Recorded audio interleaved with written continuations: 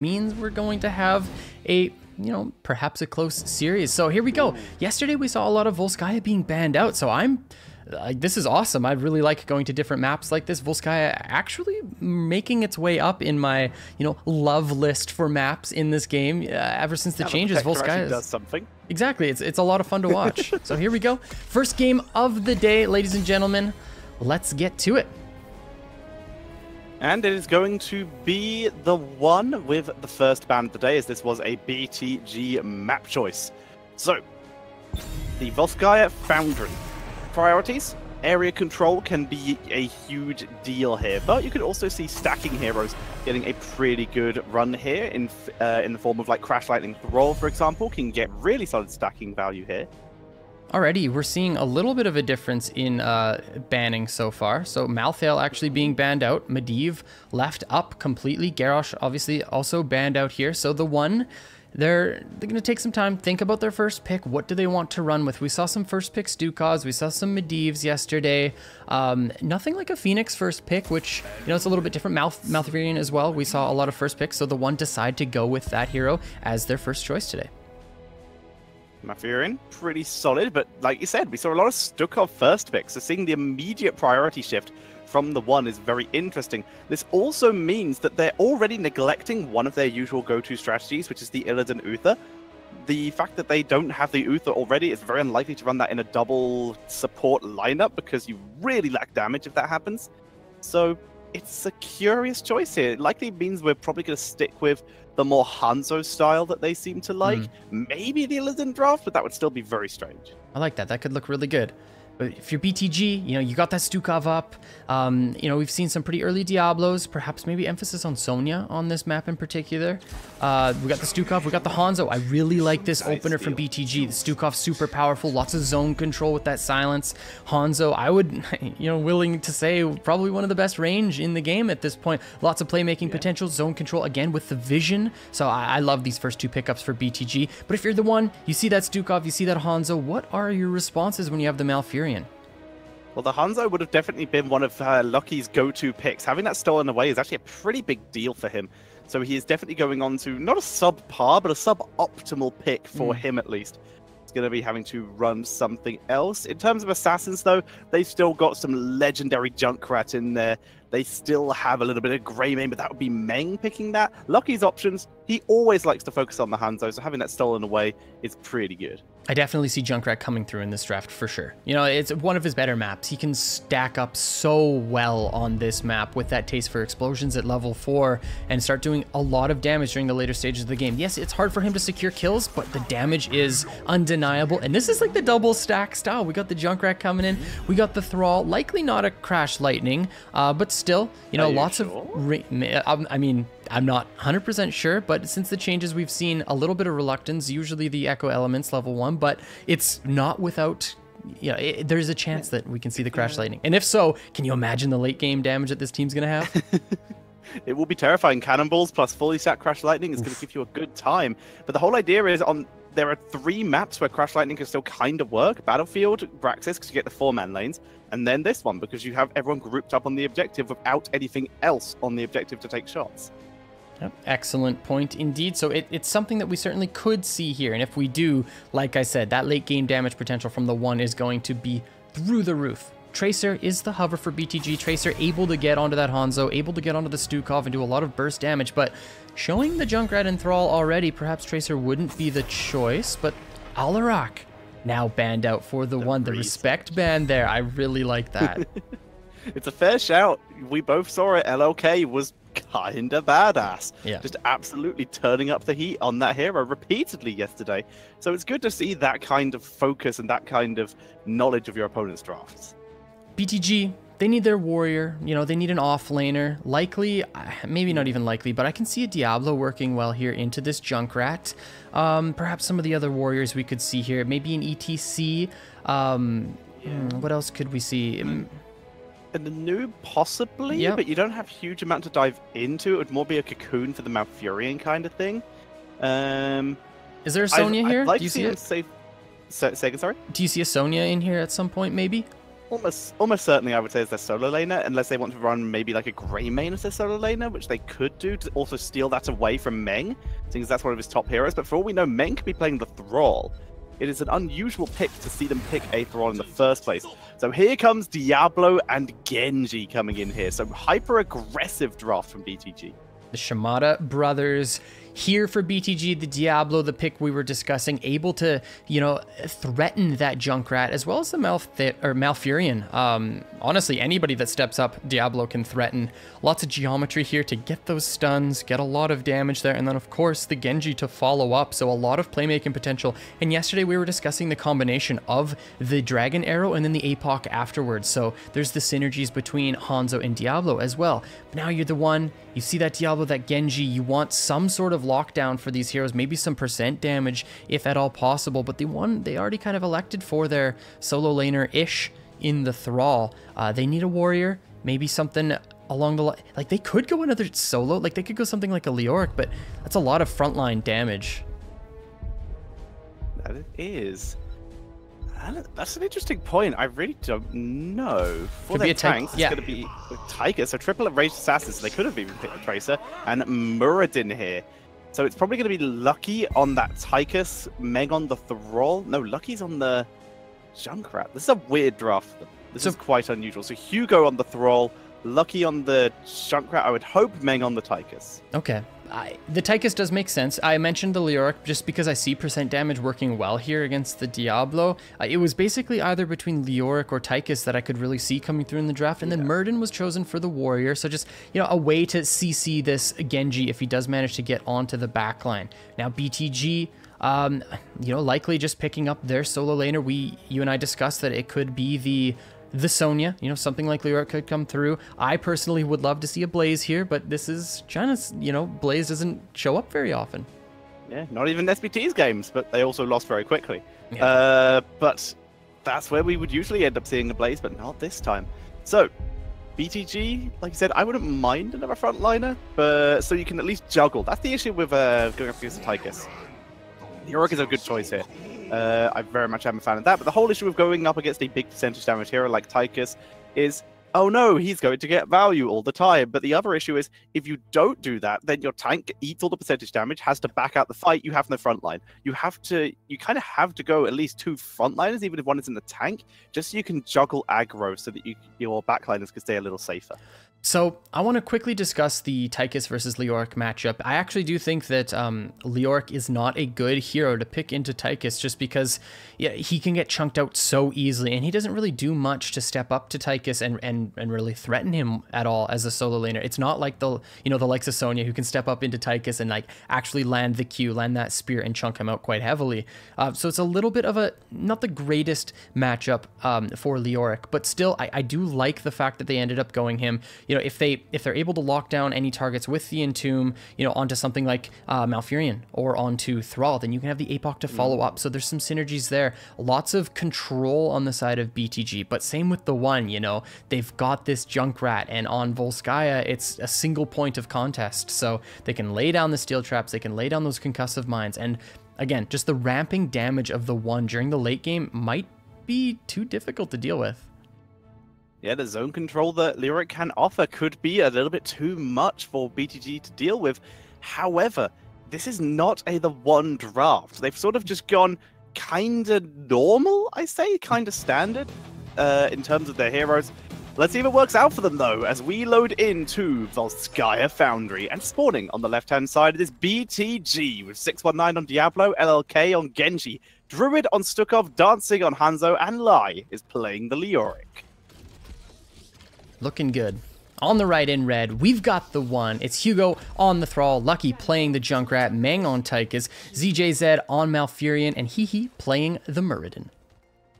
There is the Crash Lightning and the Perfect Storm coming in for Muradin. He's ready to go. This is stacking cleave for TheOne. They've got stacking on Junkrat, they got stacking on Thrall and on Muradin. So the late game damage is going to be absolutely insane for this draft. Counter stack, we're seeing the perfect geometry for Hanzo. Would have been hard for him to not go stacking, to be fair. He has no non-stacking level 1 talent.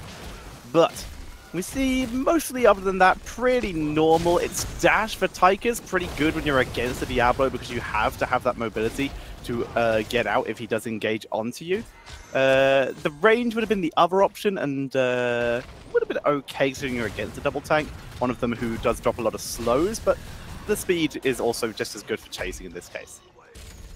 Lai getting chunked out quite a bit by the Tychus there in the rotation. Murden going to be able to heal up quite well with that glow, but here comes Diablo. There goes the root and the flip onto this Tychus. He's in a lot of trouble. Health so very low, but able to escape is Tychus. Nice job by the members of the One to peel for this hero, get him to safety.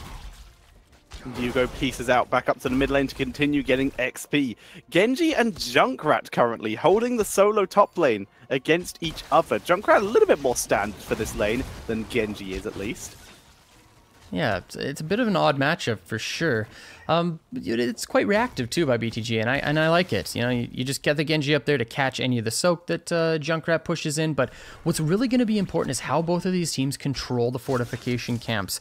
You know, it gives so much experience, and the fortification camps, when you have them during the first objective, can be absolutely huge. Lucky taking the the weaker end of the trade there, getting massively chunked out. Now Diablo in a lot of trouble. Tychus comes up and secures first blood for the One. Nice done by Hehe as well. Down goes another one. Good kill, Meng, with the great rotations. And then the follow-up by Hehe, who had regened a fair amount due to his second wind. And the One, they have a late game style composition. So getting 2 picks like that this early is huge for their comp. Now, immediately 2 members, Thrall and Malfurion, onto the fortification camp, looking to pick up that turret, get that additional XP for their team. So just right out of the gates, the One controlling these rotations, getting these picks, and just kind of dictating the early game of this map. BTG, though, grabbing their own fortification camp here. They don't want to be left behind here at any point. In the rhythm, coming in for Tychus here. He's got 2 big old frontliners in front of him. He wants to stack. Thrall, of course, with the mana regen, needs to keep himself sustained through the fight as well. I actually really like that he went in the rhythm over the bigger they are. So, having consistent damage throughout the entire health pool, I think, is going to be more important, considering the fact that the One's draft doesn't really have the ability to close out kills. You know, you have the chunk damage from Thrall, chunk damage from Junkrat. You need a way to close out those kills. So I actually really like the fact that Tychus chose this build. They move on. Hugo pinging out the lightning, gaining stacks, gaining damage, as Hehe, it's his entire job right now to just stand here and hold the line. He drives Leoric off for a second, but Leoric still holding here. Diablo even rotated down to bot lane quickly for a little bit of extra XP. His team still behind, though. It's literally just going to be Hehe versus Leoric for a while now. Drain lands, though. Hehe has to step off a bit as they continue to duel on this objective. 619 still looking for XP. Gets demounted by ZJZ. That will slow this down at least a little bit. And the first percentage is going to go over to BTG. Which is huge, because now the One have to step up and force the members of BTG off of this control point in order to start gaining some of the momentum in their favor. And here they go, just immediately walking in as 5, just dominating in their presence, able to step up and take control almost for themselves. The One trying to force back. At least it is neutral, so this is a good opportunity. There we go. The percentage begins to tick up for them. They are fully committed to this. Both teams at level 7 talent, so they're pretty happy to just stand on the point and get ready to scuffle. Genji goes for dodge here, trying to get out of Tychus. Tychus gets flipped. Genji moving in to try and pick up the kill onto Meng, and Meng is deleted here. Hehe also forced back off the point. Turret gets killed off by 619. And that is going to be the percentage, once again, tick it up for BTG. And this is first kill of them.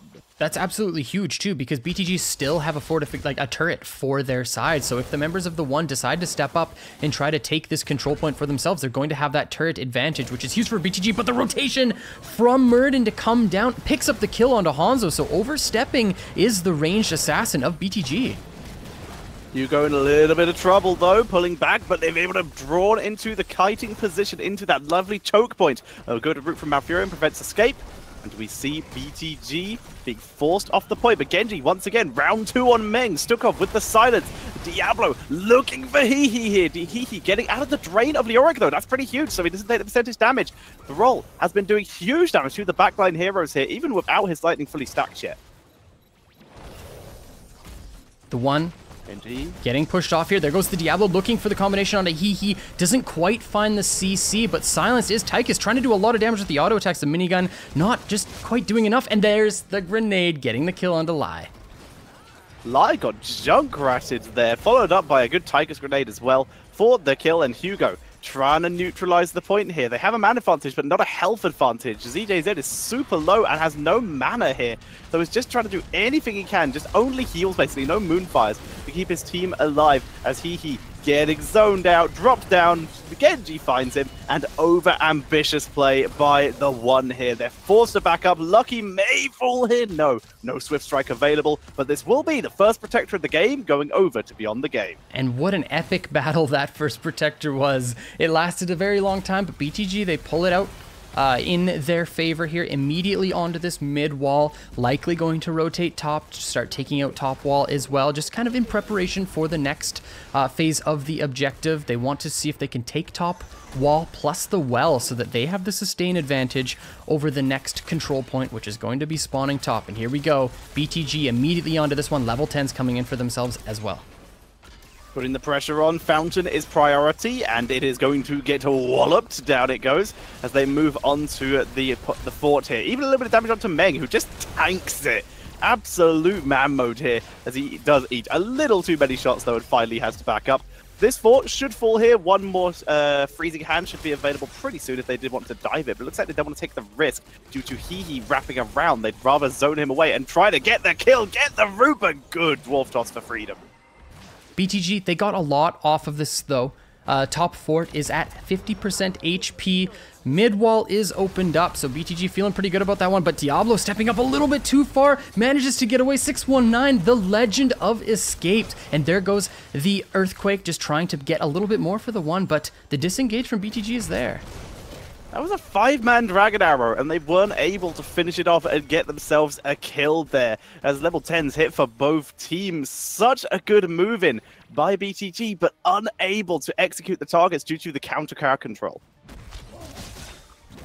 BTG now just focusing on their camps. Same with TheOne, likely will be looking at picking up their fortification camp. Both of these teams just trying to prioritize on picking up as many items as they possibly can. Likely we might see a fight over this support camp as well. A huge boon in strength when it comes to controlling the control point, which will be the next objective, of course. So if you have that camp able to step up onto the control point, heal your heroes better than the enemy team. As far as just the all-out teamfight power goes, I would say BTG's composition has the ability to just, make things happen quicker for themselves. So if BTG are able to find a fast teamfight, with the APOC and Dragon Arrow combos that you and I were discussing earlier, I think that BTG can find these fights and be quite successful in this game. But TheOne, they're starting to ramp up in damage. I'm not sure what the stacks are at for both Thrall nor Junkrat, but, it's got to be pretty healthy at this point. That first fight was quite long. Yes, it was. Thrall, I wouldn't be surprised if he is at least focusing heroes at this point. But we are unaware and don't have the ability to see right now. Look at this position. Junkrat with the concussion mine on the support camp, just in case it was raided. Nice little trick there that we see from a lot of the professional Junkrats these days. As we see he moving back in. Doesn't get another stack on that perfect storm. Good job by BTG, able to dodge that. Having the support camp is going to be very, very helpful for TheOne. As we discussed earlier, just very powerful when it comes to this team fight. 13s here for BTG, so they're feeling pretty good about this one. But are they able to take anything with this little bit of an advantage? It looks like not, because there's nothing open on the map at this point. 27 stacks on that crashed lightning, so looking pretty good. Only 33 on the taste for explosion, so not quite getting there yet is the Junkrat stacks. But all he needs is one really long team fight in order to make that happen. Hammer comes out, not landing. He pulls back a bit, doesn't want to get himself caught out and lose that support camp, despite 619 really wanting him to do that.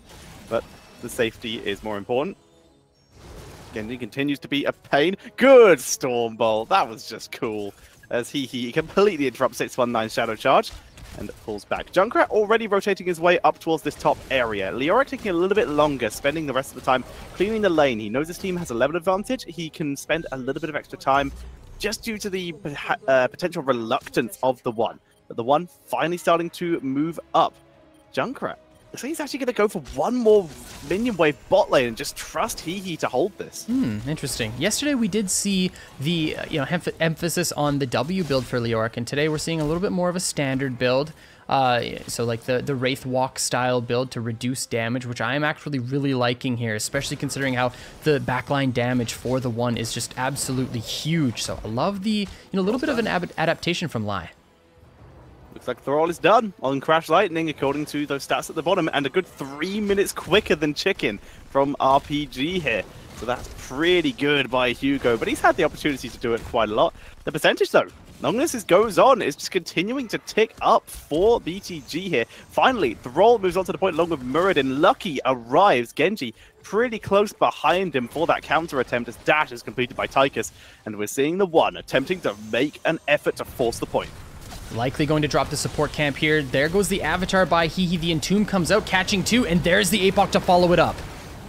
The good Odin to prevent himself getting caught in the APOC, but he still took the damage, and with Muradin down, this is terrible news for the one, but this could be the turnaround they're looking for. Riptide coming in, it's going for the backline, just buying them some time as the Auric goes down. The Odin is tanking through like a master here. There's the root onto Diablo, he goes down. And that Odin by Meng absolutely saved them that fight. And the Riptire, what a zoning tool. That was it, wasn't it? It was pretty much all the Riptire there. Genji jumping in, LK trying to secure a little bit more damage onto ZJZ there, but not able to get it killed, but does get Malfurion away. What I wanted to quickly bring up is the fact that if Junkrat uses that Riptire before the Apocalypse, Diablo could just use APOC to interrupt it, so I love the fact that Lucky held that one and then used the Riptire in order to gain all of that damage onto the backline of BTG. Excellent team fight by the one.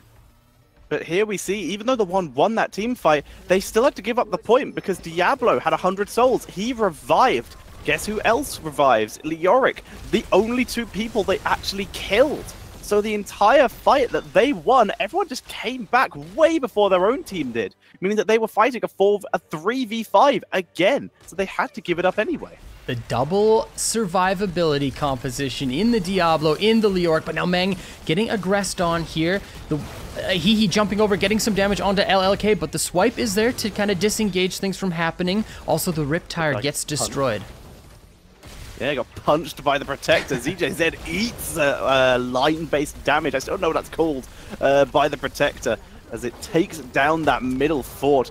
The Protector, though, pops out. Hehe in position. Stun on Hanzo. APOC down, but Hanzo already deleted. Dragon Arrow completely whiffed, and Odin's online. Moving forward, mech for mech, as they just chase forward. Destructive, not even close fight by the one. They crush through. 4-man kill there, with only Leoric surviving, and they're just going to get a mid-fort of their own. BTG got nothing with that Protector. They roam mid, they try to take out the mid fort, which they end up getting, but the amount of damage that they traded onto the Protector for taking that fort was huge. They had like 10% left once the fort dropped, and then the members of the one just chased in, destroyed it. Hanzo had nowhere to jump to. The Stormbolt lands, instantly destroyed. Off of this, look at Dancing just stepped up too far, gets killed there immediately off of the Protector, and then the rest of the one just push in, and there's very little that BTG can do about it. Druid gets caught there, 619 trying to escape, LLK also just getting destroyed by the Junkrat, so much area damage from the one. Such amazing chain CC there as well. Stormbolt, and then the second it ended, a Thrall Spirit Wolf came out as well. Super well played by the one, and finally they are a full level ahead, and they are approaching level 19 at least. So they might, if they're able to soak well enough, have level 20 by the time the next objective spawns. The one looking at picking up their camp here. Obviously, Hugo can pick that one up, so another member of the one coming in to grab that turret. Also, members of BTG focusing on their fortification camp, picking this one up. So just, again, both of these teams focusing on picking up as many items as they can in between these control point phases. Siege camp also being picked up for the one, so they will have this little bit of an advantage pushing topside. And we have to mention the fact that the one is closer on their route to level 20. So those talents, the Storm tier talents, will be coming in sooner for them. And BTG, they recognize the fact that members of the one are topside, and they rotate bottom just to get a little bit of structural damage onto this bottom side fort. Speaking of stuff to mention, we're not seeing the usual. You mentioned this is a slightly more usual Leoric draft, and he's gone and thrown that all out the window. Not going for the usual enhancement with the Royal Focus. Yeah, that... Is that the caster curse? Is that how that works? You know, we talk about I think so. Yeah, we mentioned something, it automatically does not happen. But yeah, instead we end up seeing a good, even more old-fashioned style here. The Crushing Hope. The extra 15% of maximum health from Leoric's Drain Hope. So, interesting to see. Once again, very old-fashioned style here. BTG are feeling... What's the word? They're not sure exactly what they want to do here because their opponent's just hitting level 20, the control point spawning bottom, members of the one pushing in bottom, looking to take this fort, just taking everything from their opponents. Here comes the Wraithwalk out of Leoric, but another fort picked up. And here we go. So BTG actually with the smart rotation top to just take a fort if they can, but they're going to have to back very soon because if the one are just able to step up onto this, and here we go. Here comes the big red button. This is going to be a huge push for the one. Big commitment, going to try and control here and hopefully not die. If they don't die, they're going to get the Protector. They can push him with the Protector onto that keep, maybe onto the core if they can even get this keep right now, because this is the attempt. Junkrat is prepared. Genji and Diablo desperately trying to soak level 20 for their team so they can get a counterplay here. But like you said, this is potential end game pressure once Junkrat finishes that Protector. Hanzo. That stun onto Hanzo, finally able to leap away via a fountain. He is a really good Muradin player. Has he missed a single Stormbolt this game? Perhaps one or two, but when they all count, he lands them. So, wait, I accidentally said he. But yeah, he's been playing so very well. Now, the one, they have their 20s. Obviously, bottom keep very low. They've got this Protector. So, the burden of execution here is on BTG. They need to destroy this Protector and win this fight, or it could very well be game. Level 20 is online for BTG. Last-ditch effort. The one trying to work out who the perfect combo for this Protector is. They've put Tychus and Junkrat inside it. So they move forward. They've kept all of their crowd control heroes outside it, or their main crowd control heroes outside it. The Roll staying super far back, making sure that they're not wrapped around from behind by the Genji. They're being so cautious about this. They're not going to try and end the game off this. Interesting choice by the one. Instead, they're just going to look to, take as many structures as they can, open up this map, maybe even just wait to see how this fight unfolds, because they still have 45 seconds left on this Protector and 50% of the HP pool, so they're not in any rush to really just all in on the core. And with their two main damage dealers in this Protector, they don't really, have anything outside to threaten the members of BTG. So while this is a safe approach, we can appreciate it, because as we mentioned, the late game damage from the one is just... It's unbelievable. Like, it's so good with this Junkrat, this cannonball build, spread volley, the big red button. So if they get an honest fight on the next control point, like, they should be quite well prepared to handle it. Yep, they've got catapult pressure. They have lane control right now. They are still they're not really gaining stacks so much anymore because they are just playing so safe. This is such a strange style, bringing a Protector all the way back to their base, just chucking out random abilities here. I am trying to figure it out. I am. The one thing I did want to mention as well, BTG not choosing to go for the play of the game on Hanzo, so they don't have that pseudo global. Hanzo not able to sit bottom and take out any of the catapults that end up pressuring in and then join the fight with the Sonic Arrow. So that, BTG, they do not have any way of killing those catapults without fully committing a single member into the bottom side. Look at BTG though. This is exactly why we saw the Protector just throwing out random abilities to see if they could see this happening. The BTG realizing we have level 20, our keep's open, let's just try and kill people. If they, let's see if we can go for, as it is called, in fact, since like 2 BlizzCons ago, the good old-fashioned Chinese bush meta, as we see them just waiting for a late game end game scenario via kills. So even though the one's draft works very well late game, we have to mention the fact that they had a Protector, they had 20, and they had a potential end, and they did not risk it. So it might come back and bite them here. BTG now getting a 20 versus 20 fight to try to, swing the game in their favor. So it could go either way, and here comes the Entomb.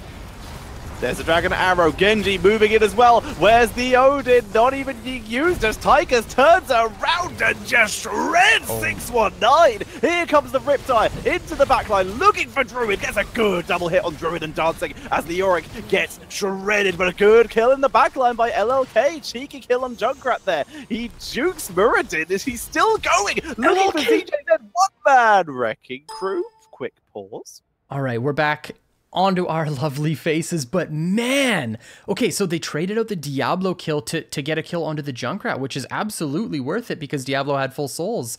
So BTG actually up on that team fight, and one Dragon Blade swipe away and Malfurion dies. So BTG are in an excellent position here to win this team fight and perhaps even move towards, you know, stepping into the right directions to win the game for themselves.